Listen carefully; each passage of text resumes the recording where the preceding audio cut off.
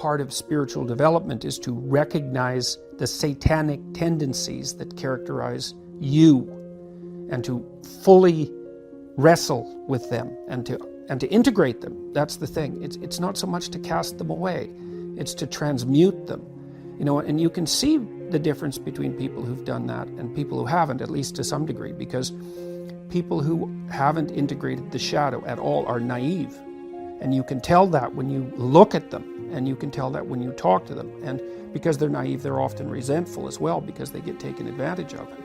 And someone who's integrated that more, they're dangerous in the martial arts sort of way, which is they're dangerous, but they don't have to use it because their presence radiates, what would you say? It doesn't radiate threat exactly. Well, certainly strength, but it's the potential for havoc. That's the right way of thinking about it. There's an implicit potential for havoc, and that's really necessary. It's one of the things that gives people self-respect. This is an interesting thing about the integration of the shadow, because recognizing yourself as the locus of evil, let's say, actually, in some sense, gives you far more respect for yourself, strangely enough, because the same respect that you might have for a wild animal or even a monster. It's like, so then maybe you learn to treat yourself differently. Like, I think this is particularly true with regards to the discipline of children. If you know that you're a monster, and that will manifest itself in your life, consciously or unconsciously, and if it's unconsciously, it's not good, then you become better at disciplining children. And the reason for that is that you don't want to expose them to your dark side. And so if they behave and don't provoke you, which means they'll also behave for other people, then the monstrous part can stay in abeyance, and then that's great. But if you don't understand yourself as capable of wreaking havoc, and that can be the kind of havoc that unfolds over decades, right? Because if you're going to abuse a child, it's the primitive form of abuse is the physical abuse. The sophisticated form of abuse is the continual undermining of the child's courage across perhaps their entire life. And there's a terribly monstrous element to that. And if you're not respected properly by the child, say, you will absolutely take revenge on them. And, that's the whole, in some sense, that's the whole Freudian psychoanalytic story. It's not all of it, but it's a huge part of it. So. Interesting that you say that you have to accept the fact that you're dangerous or become dangerous, because I'd also say that if you haven't done that kind of shadow work, if you haven't made friends with your anger, if you haven't integrated it, you're actually more dangerous. Yes, definitely. Because then things will happen that it will come out in a way that you don't expect. Right, it comes out disintegrated. So it comes out as an autonomous spirit, right, under no one's control. And that's like a burst of rage, let's say. When you hear about a mother who's done something terrible to one of her children, that's the reason, is that, maybe she's just been laid off, maybe she went out and had too much to drink, maybe she's hungover, she's angry and lonesome, and she's overwhelmed by the responsibility of the children, and she has a child who's testing, and she doesn't know how to limit it. And one day, the child tests at exactly the wrong time, and it's like mayhem. And everybody goes, well, what happened? It's like, well, 7 terrible things came together at the same time and produced this outburst of disintegrated rage. And like, look the hell out when that happens, So, yeah, you want to have that. You either have that or it has you. Those are the options. And you don't become safe by being castrated.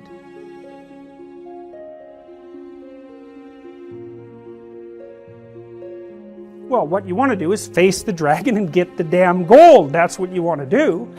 Well, you have to be a paradoxical being even to do that. So, in The Hobbit, it's Bilbo in The Hobbit, he's kind of this little underdeveloped, overprotected Shire dweller, and he's called on a great adventure to go and find the dragon, and he has to become a thief in order to manage it. Well, that's pretty weird. You know, it's like, well, it's because as a good citizen, he's just not enough to conquer a dragon. He has to also become a bad citizen in some sense. He has to incorporate the part of himself that's monstrous, let's say, and develop that and hone it. And that's to say that, well, if you're harmless, you're not virtuous. You're just harmless. You're like a rabbit. A rabbit isn't virtuous. It just can't do anything except get eaten. It's not virtuous. If you're a monster and you don't act monstrously, then you're virtuous.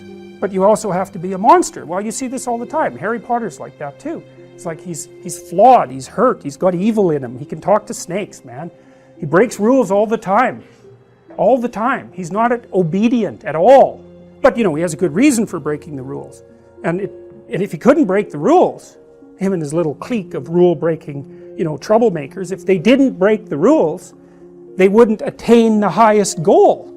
So it's very peculiar, but it's a very, very common mythological notion. You know, the hero has to be a monster, but a controlled monster. Batman is like that, you know. I mean, it's everywhere. It's the story you always hear. One question is, you know, you're kind of implicitly moral insofar as you're socialized. But that's sort of procedural, it's just built into you. This is different. This is also becoming conscious of it and expanding out your personality into dimensions that it wouldn't normally occupy. So this happens to people all the time. So, for example, lots of my clients, my clinical clients, are too agreeable. And they're generally women, because women are more agreeable than men, but not always, because I've had agreeable men as clients as well. And what happens is they're resentful and they don't know how to stand up for themselves, and it's because they're very compassionate by nature. And so if you're entering into a negotiation with them, they'll let you win. Well, that's not so good, because you know you need to win too, especially if you're in an organization of adults where there's a struggle, right? When you have kids, you can let them win, especially infants. Like, you have to let them win, and that's partly why compassion is so necessary. But as a basis for negotiation between adults, it's like, sorry, it's insufficient. You have to be a bit of a monster so that you can say no. And so a lot of what you do in psychotherapy is treat people's anxiety and depression. That's a huge chunk of it. Help them straighten out the way they think. That's a huge chunk of it. But another chunk of it is, well, let's toughen you up. You know, let's put you in a position where you can bargain. Let's teach you how to assert yourself and stand up for yourself. And that's assertiveness training. And it's a huge chunk of psychotherapy. And you need to learn it. It's like, because part of how you regulate your interactions with other people is to negotiate. And you cannot negotiate unless you can say no. You can't do it. And it causes conflict to say no, and if you don't like conflict, which is basically the definition of being agreeable, then you can't tolerate the conflict, and so then you can't negotiate on your own behalf, and so then you keep losing, and you're bullied, and you know, it's not good. Then you get resentful, and it's really not good. So you have to develop your inner monster a little bit, and then that makes you a better person, not a worse person. It's weird, but that's just how it is.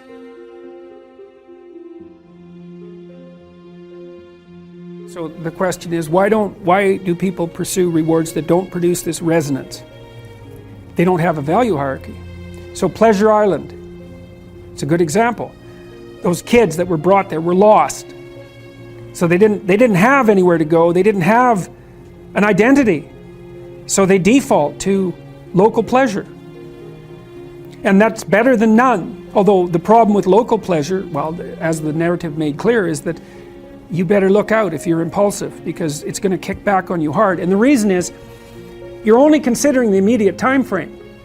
And the problem is that things propagate across all the time frames. And so just because something works really well this second, cocaine, for example, doesn't mean that it's a tenable solution to the class of all problems. So usually, often, people pursue local pleasure because that's the best they can imagine. It's the best they've been taught. They don't see another alternative. So it can be ignorance. It can be they don't want to adopt the responsibility, because part of the problem with working at every level of the hierarchy simultaneously is that it's Well, it's like dancing to a very complex waltz, let's say. You have to be paying attention to a very large number of things simultaneously and doing things right. It requires responsibility. And so, you know, it's a pain. It's a weight. Part of the reason people drink alcohol is to get rid of their responsibility. I mean, that's, you know, you hear people drink because they have problems. It's like, yeah, no. Some people drink because they're anxious, and alcoholics drink because they're in withdrawal. But young people drink because they're sick and tired of being responsible, because it's annoying. It's like, so I'll drink enough, I won't care about the medium to long-term consequences, because alcohol, that's exactly what alcohol does. It doesn't make you ignorant of the medium to long-term consequences, but it makes you not care about them. And partly it's because it dampens anxiety. So it dampens anxiety, leaves your positive emotion circuits intact, so then you can go out there and do stupid fun things. And that's a party, really. Let's go do stupid fun things. That's a party. But the medium to long-term consequences it's risky. It doesn't mean you shouldn't do it, but it's risky. So, yeah, they don't know better. That's the answer, I would say.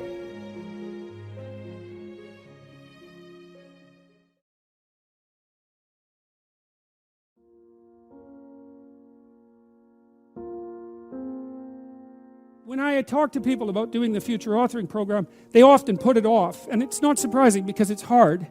But it's more than that. They think, well, I don't know how to write. I'm going to do a bad job. I don't really like assignments. I'm going to have to do it perfectly. I need to wait till I have enough time. And like one of those is enough to stop you cold, and all 5 of them, you're just done. And so I tell people, do it haphazardly, a tiny bit at a time, and badly, because you can do that. I tell my students when they're doing their theses, master's thesis, write a really bad first draft. And then we have a little conversation about that, because they don't think I mean that. Because it sounds like a cliche in some sense. It's not a cliche.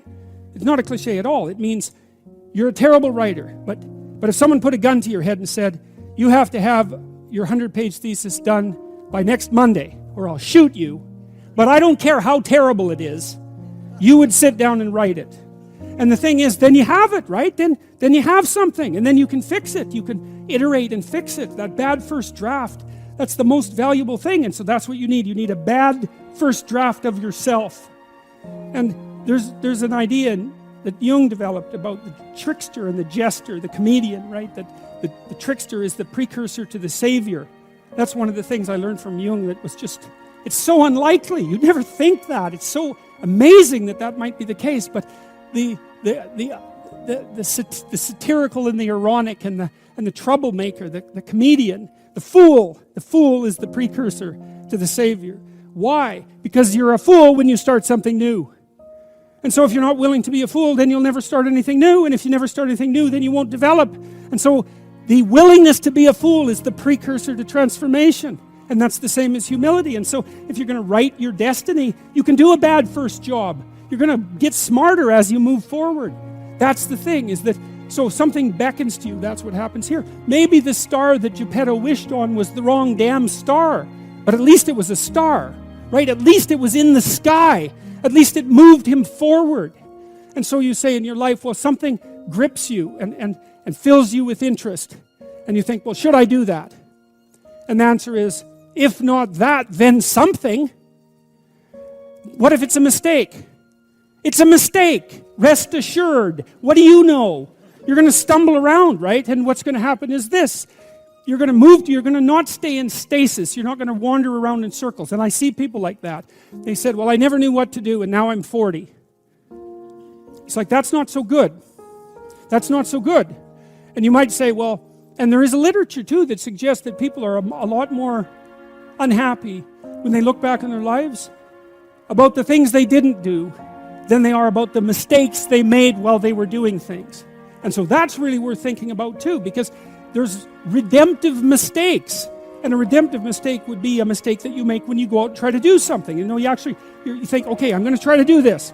And you're not good at it. You make a bunch of mistakes. It's like, well, what's the consequence if you pay attention? Is you're not quite so stupid anymore.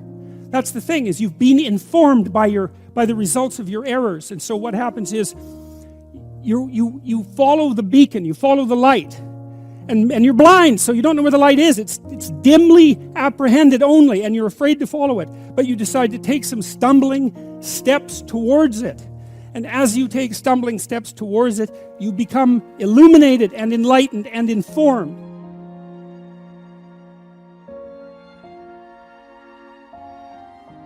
What are you afraid of? Well, okay, you're afraid of everything. Well, let's get something specific you're afraid of. Well, I'm afraid of an elevator. Okay, an elevator. So I have a client, she's afraid of elevators. The elevator door opens, she goes, "That's a tomb."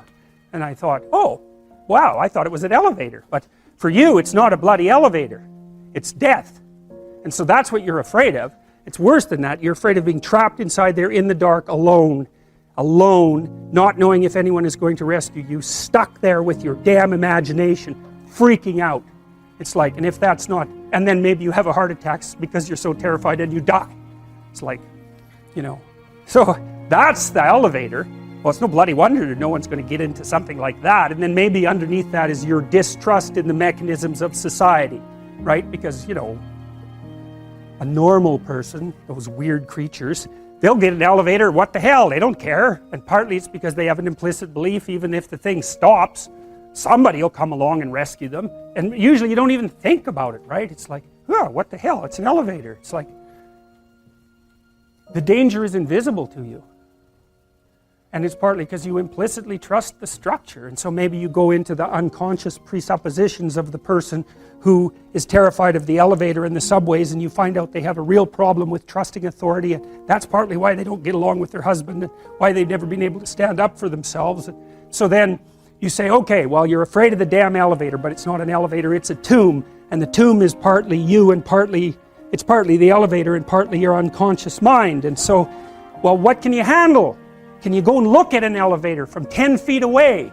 It's like, yes. Okay. How about 9 feet away? Yes. 5 feet? Yes. 4 feet? No. Okay, no problem. 4.5 feet. We're going to go from that elevator, and we're going to look at the damn thing until you're bored of it. Because that's what we're trying to... You should be bored of the elevator.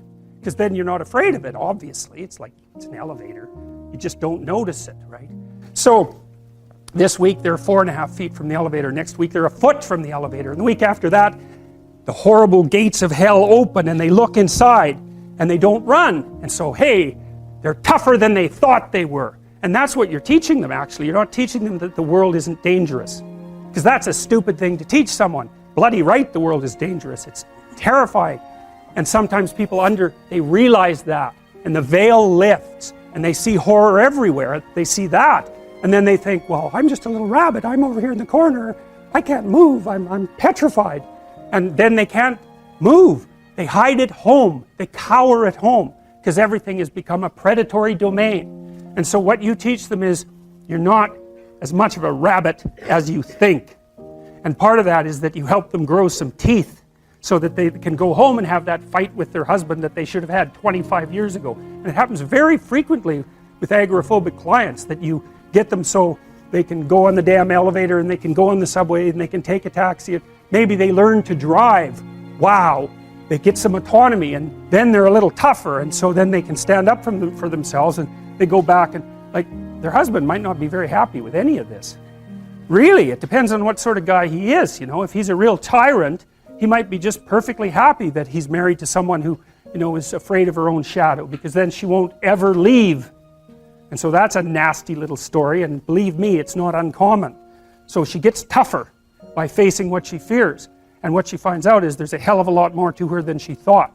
And that's really what happens when you do behavior therapy with someone who's agoraphobic. It isn't really that they get less afraid, it's that they get braver. That's way different.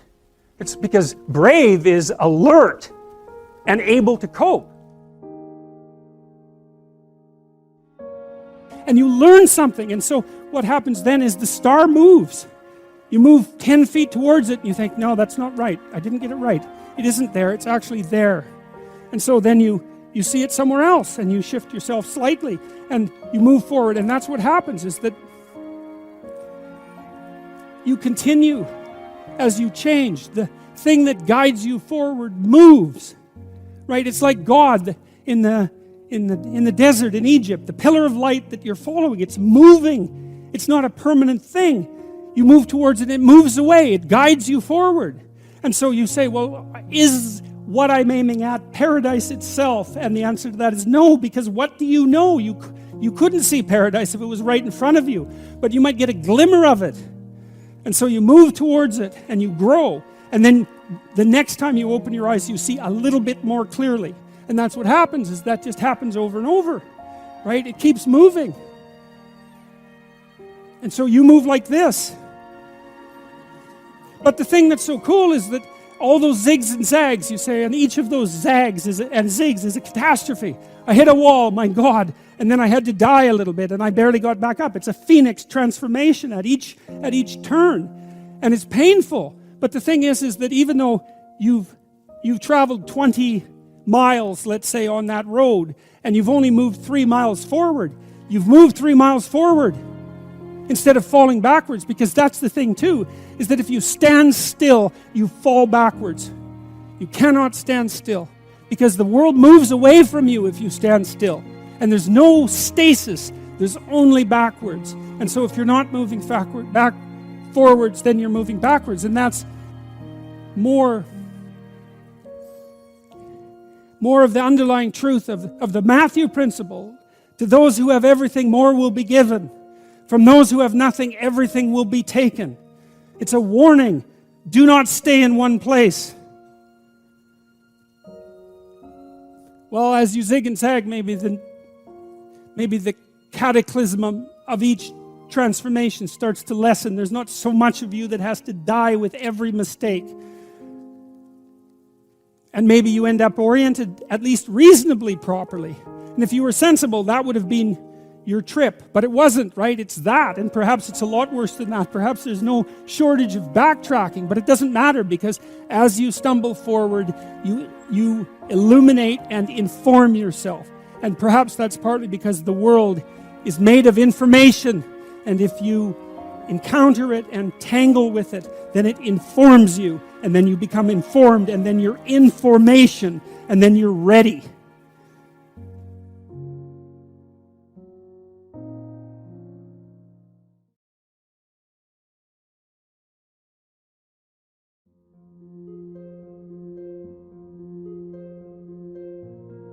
Because it could be that there are ways of being in the world that justify the world. And there are ways of being in the world that make the world unbearable. And I believe that the narrative that runs through the biblical stories is precisely a dialogue between those two types of being. And the optimistic part of the story is that being requires limitation and suffering. There's no escape from that. But there are modes of being that allow that to be perhaps even more than tolerable. Perhaps there are modes of being that allow that to be good. And it's a straight and narrow road. It's a very difficult road to tread. So I think, well, that's possible. You know, I'm not an optimist by nature. But that's one of the things that I've conceptualized and read about that I actually find plausible, because it's certainly the case, everyone knows this, that there are ways that you can act that make things worse. Everyone knows that. And so if that's the case, there has to be the opposite, right? There has to be ways that you could act that make things better. And obviously you can act in ways that make things really way worse. And so the question is, well, are there ways that you can act that make things really much better? And I think that's the question, is, can we have our cake and eat it too?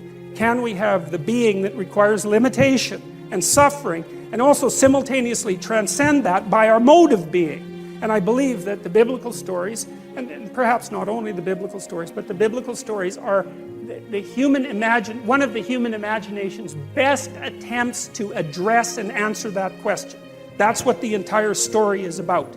So the first of it is the catastrophe of the collapse of self-consciousness and the entrance of humanity into history. And the rest of it is, okay, now we're in history. Now we know that we're going to die. We know about our mortality. We're conscious of our own being. Is there a mode of acting in the world that allows that to be justifiable, or maybe even more, that allows that to be triumphant? And then I would also say, maybe it's worth finding out, you know. That's the other thing that's so interesting, because you've got this short time on earth, and there's lots of things that are very, very difficult to contend with, and you have the problem of tolerating yourself even in all your insufficiency. And one of the things that seems to me to be the case is that if you adopt a sufficiently profound mode of being, if you attempt to do that, then the mere act of lifting up that weight is enough to justify the fact that you're insufficient and mortal and bound by tragedy. And I believe that, and I believe people believe that, because if you watch how people act, they look for people they admire. And they do admire people, right? It's a natural phenomenon. You see it starting with children. Children admire and then they imitate. And we look to people who seem to be able to bear the burden of being in a heroic manner, and there's something inside of us that calls to that and that makes us want to mimic that and to follow it.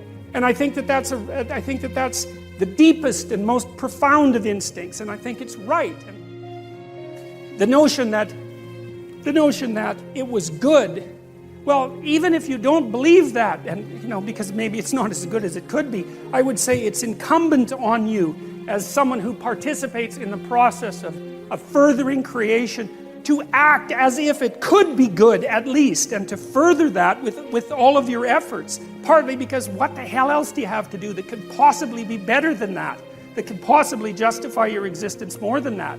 And you know perfectly well, if you have any sense at all, if you think clearly about it at all, is that that's what you want to see in everyone else. It's you're desperate and maybe you're cynical, and now and then someone appears that acts at least momentarily like a light in the darkness, and that lifts your spirit up and gives you a little bit of hope and maybe helps you continue on. Well, that's obviously a call to being. It's a statement from your own soul that says, well, there's something about that's how you should be. And maybe then, well, we get a chance to participate in what is good.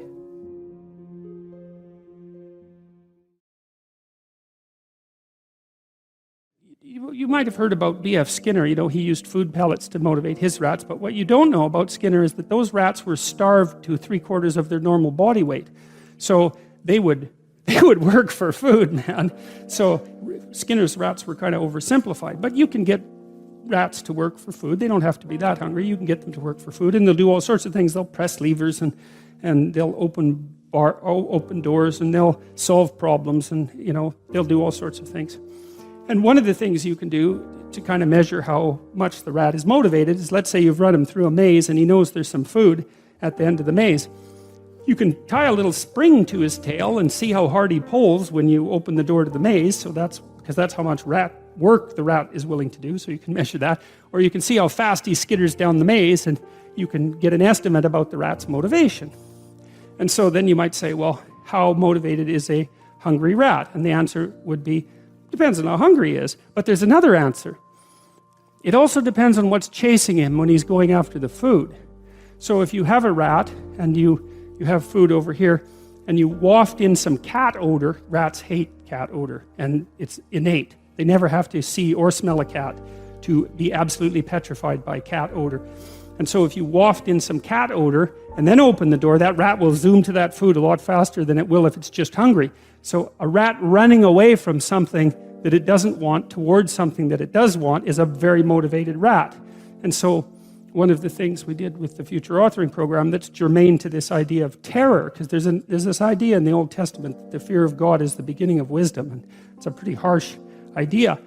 But there's something really useful about it, because one of the things you see with people all the time is that they're trying to stumble forward towards their ideal, as poorly defined as it might be, but then they're afraid, right? They're afraid about what they might encounter, and that stops them, because fear does stop people. It freezes you like a prey animal, and so people move ahead, but then they get afraid, and then they stop moving ahead. And that's not so good, because negative emotion is a really powerful motivator. So we're more motivated by negative emotion than positive emotion, quantitatively speaking.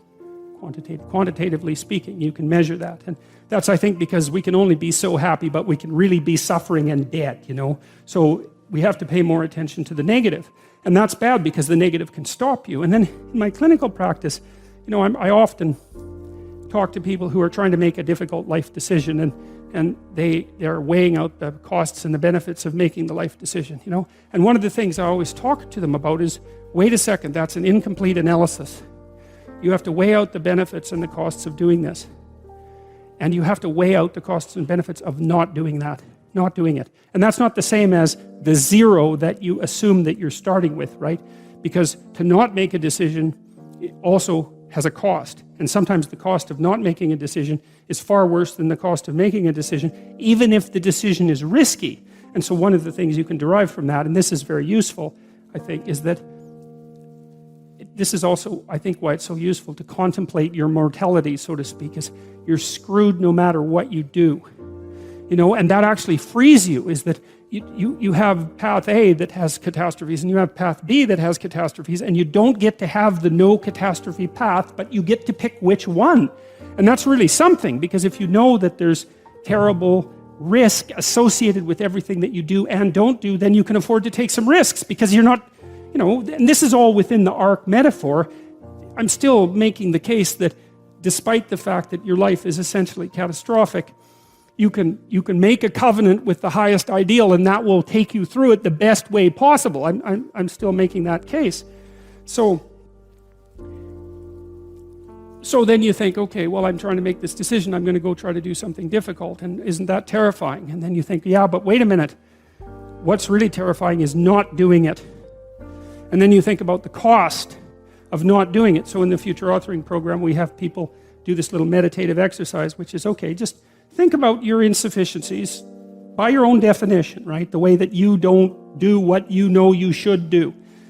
About the things that you do that you shouldn't do, that you know you shouldn't do beyond a shadow of a doubt, right? There's some things like that. And that's bad habits and poor aim and all of the resentment and hatred and aggression and unresolved conflicts and all those things that are dementing you and warping you, and then think, okay, those things get the upper hand, man. They get the upper hand, and they take you the worst possible place you could go in the next 3 to 5 years. What exactly does that look like? And so you sketch all that out, and you think, hey, I don't want to go there. And so the next time that a temptation comes up, you think, well, it'd be a lot better for me if I didn't succumb to this temptation. It's like, that's kind of weak, eh? You'd look a little better if you didn't eat like a cheesecake a day or something like that. You know, that's something, but it's not the same as I'm going to have diabetes and I'm going to lose my damn leg in 5 years if I don't get my eating under control. That's motivating. And so then the temptation comes along and you think, oh, how about no? Seriously, how about no? Not just because a higher good would be obtained if I avoided it, but because a terrible catastrophe would be averted if I didn't.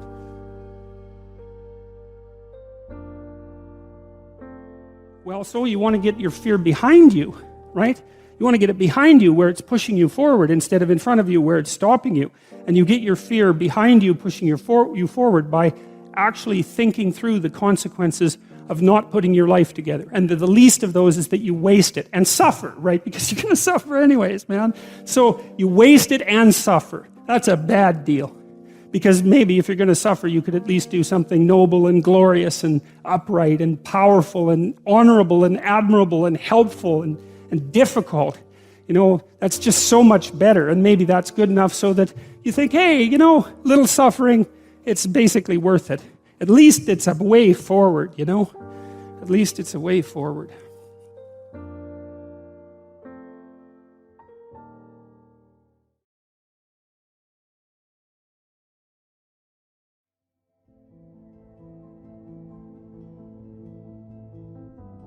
What should move forward in time with me, and what should be let go as if it's dead wood? And the more dead wood that you let go of and burn off when you have the opportunity, the less it accretes around you. Here's something interesting about forest fires. You know, people have been trying to prevent forest fires for a long time. The forest fire can burn so hot that it burns the topsoil right off, in which case you don't have a forest at all anymore, you just have a desert. And lots of trees are evolved to withstand forest fires of a certain intensity, and some won't even release their seeds unless there's been a fire.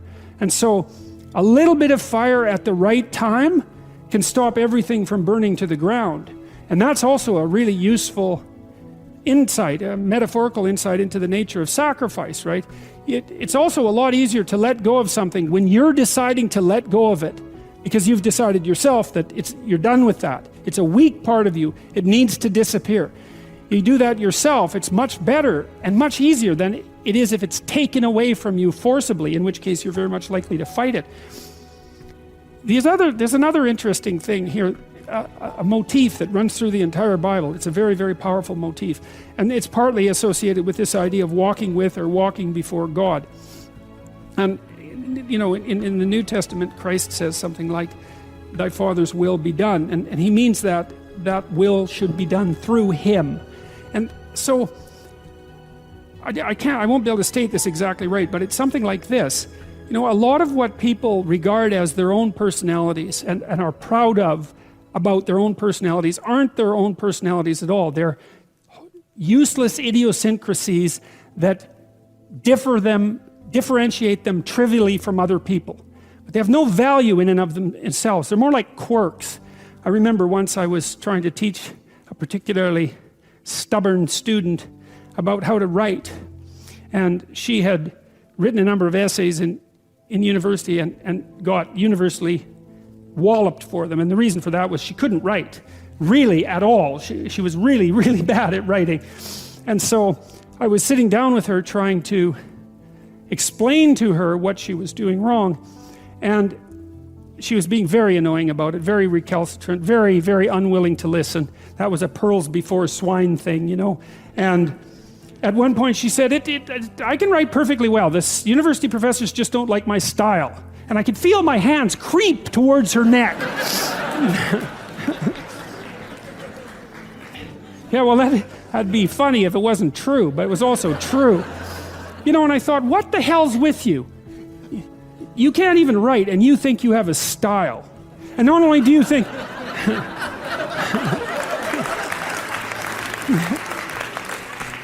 Yeah, not knowing how to write is not a style. That's the other point, right? And so, you know, she instead of humbling herself, which was necessary, and okay, right? Because she was a new university student. It's like, of course you don't know how to write. When were you going to learn? In school? I don't think so. Well, so she was proud of her insufficiency. That's arrogance, right? That's not humility. It's self-deception and arrogance. To be proud of your insufficiency, that's a very foolish thing. And that means to cling to the parts of you that are dead.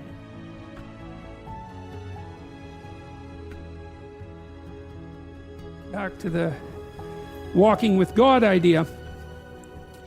You know, as you elevate your aim,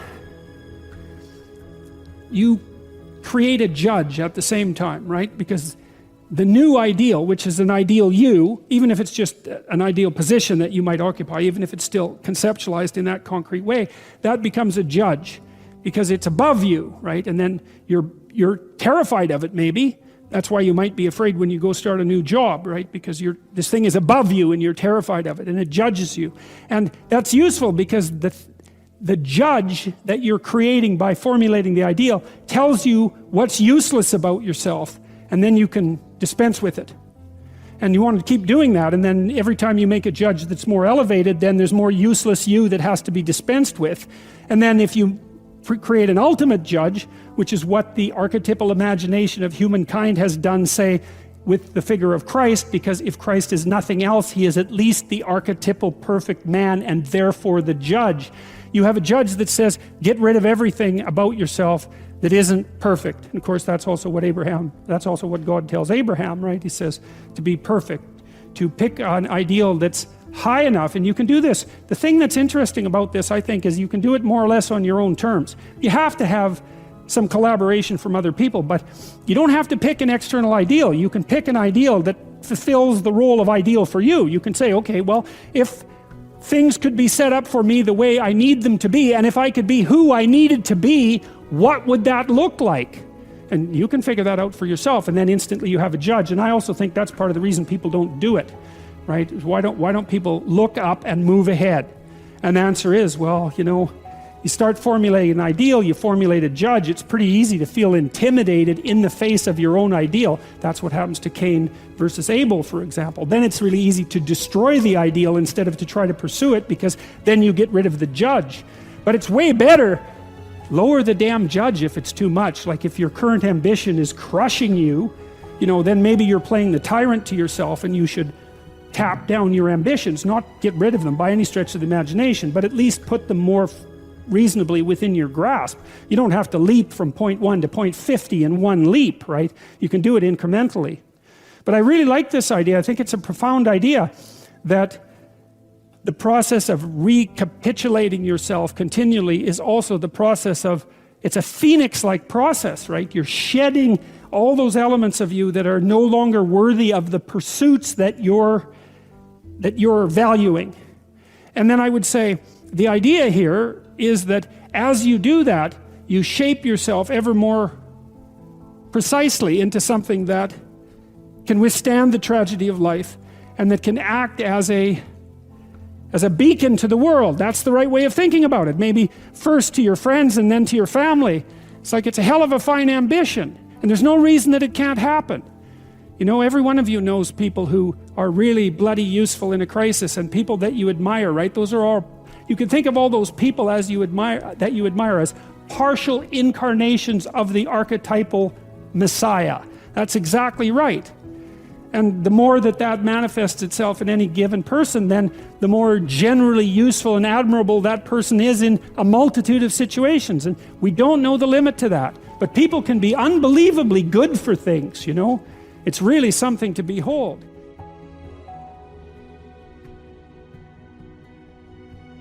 In order to have any positive meaning in your life, you have to have identified a goal. And you have to be working towards it. And there is a technical reason for that. And the technical reason, as far as I can tell, is that the circuitry that produces the kind of positive emotion that people really like is only activated when you notice that when you're proceeding towards a goal that you value. And so that means that if you don't have a goal that you value, you can't have any positive emotion. So technically that's the incentive reward system, and the underlying circuitry is dopaminergic, and when that circuitry is activated, then it's part of the exploratory circuit. It gives you the sense of being actively engaged in something worthwhile. And that's, you know, you tend to think of positive emotion as something produced by reward.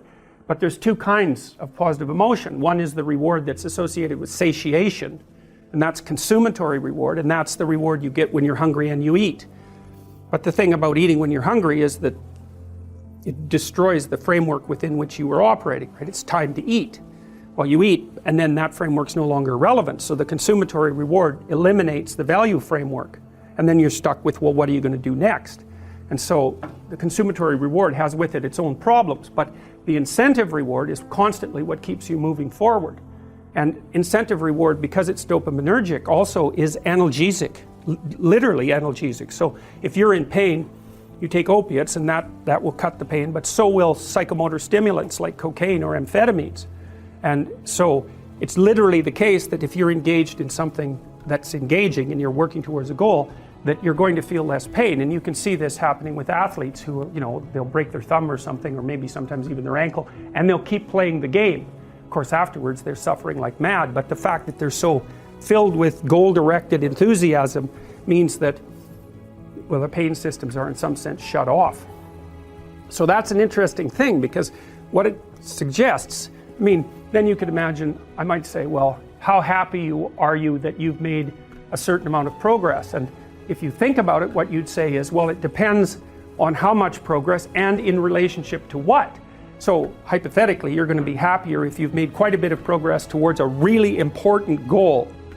And then you have to think through what it means for a goal to be really important, because that's not obvious. Now, you could say, you're in this class and you're listening to some information, and maybe there's two reasons for that. You might find the information interesting per se, but let's forget about that for a minute.